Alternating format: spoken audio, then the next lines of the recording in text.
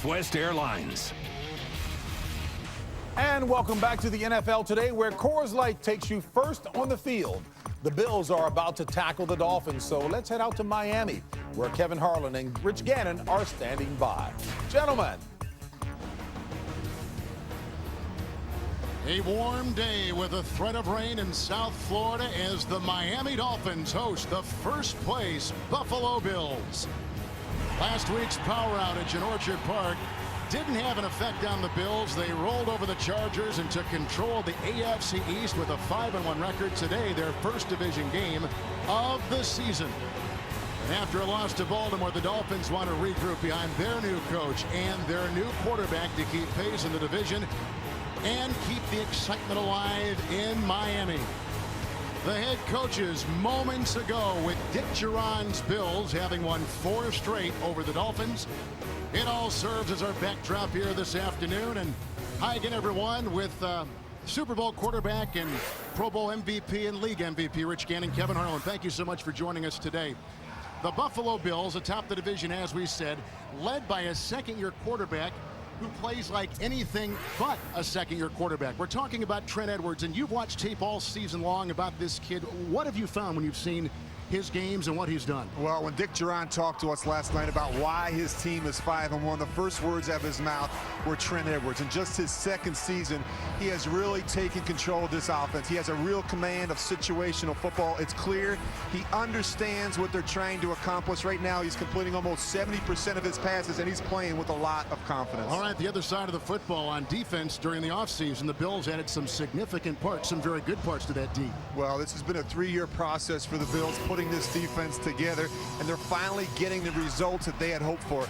Adding Marcus Stroud and Kavika Mitchell this offseason has helped them become a top 10 defense. I really think, though, the key today, can they generate a pass rush without defensive end Aaron Schobel in the lineup? That'll be huge. Now for the Miami Dolphins, improved this season to this point over last year. They've got a new quarterback in Chad Pennington. Now, Pennington has not only helped this offense, but you think he's also helped the entire Dolphin team. How so? Well, there's no question. I hate to think where they'd be without Chad Pennington.